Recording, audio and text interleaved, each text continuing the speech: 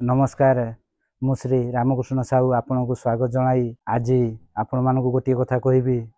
जहाँकि बहुत गुरुत्वपूर्ण कथा मूल्यवान कथा तेणु आ डेरी नक से कथाटी बर्तमान मुझे आपन को कहूँ कथाटी हूँ आजिकाली समाज रे अनेक ज्ञानी व्यक्ति अच्छा गुणी व्यक्ति अच्छा शिक्षित व्यक्ति अच्छा साधु व्यक्ति अच्छा समस्ते बहुत मूल्यवान कथा कहती किंतु जदि से कथा गुड़िक समस्ते निज निज कर्म क्षेत्र में प्रयोग करते कर्म क्षेत्र में ठीक भाव में विनियोग करते ताहले आम समाज भलरू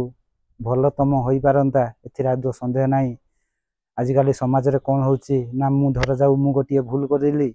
से भूल टी को मु ठीक करने प्रमाण जोगाड़ रे व्यस्त रही कहीं कहारी भूल मानिबा को नाराज समस्ते कहती मु ठीक कथा कहूँ से ठीक कथा कहूँ किंतु भूल कहला किए जदि बा जड़े जी भूल कही से मुंड नुआई केबे निजर भूल मागु नहीं से सबु बेले अन्य को दोष दे थाए जदि निजे गुरुतर भूल मध्य करि थाए से किंतु प्रमाण खोजिबारे लागी पड़े काले जदि मु मुक्ति पाइजिबी ये भूल रु मु ठीक हो जिबी एई भली आजिकाली समाज रे लागी रही आजिकाली रो समाज रो अवस्था मध्य एई भलिया तेणु एभली समाज रे जदि लागी रहिबो ताहाले आगो को कौन हेबो समस्ते मालिक हो जिवे कहीं आउ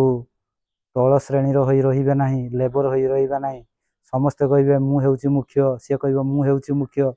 ताहले समस्ते जदि राजा हेबे ताहले मंत्री होबो किए समस्ते जदि मंत्री हेले ताहले सेनापति होबो किए समस्ते जदि सेनापति हेबे बोली कहिबे ताहले श्रमिक भाव में काम करिवो किए तेणु आजिकाली समाज रे कहीं निजर भूल को मानिबा को नाराज भूल को ठीक करिवे केमिति सेथिपाई जोर जबरदस्ती लागी पड़ी थांती आशा करुच्ची यही कथाटी आपण माने समस्ते बुझिबे यार महात्म्य को बुझिबे हृदयंगम करिवे उपलब्धि करिवे निज निजर कर्म क्षेत्र में प्रयोग करिवे। रहुची जय बजरंग।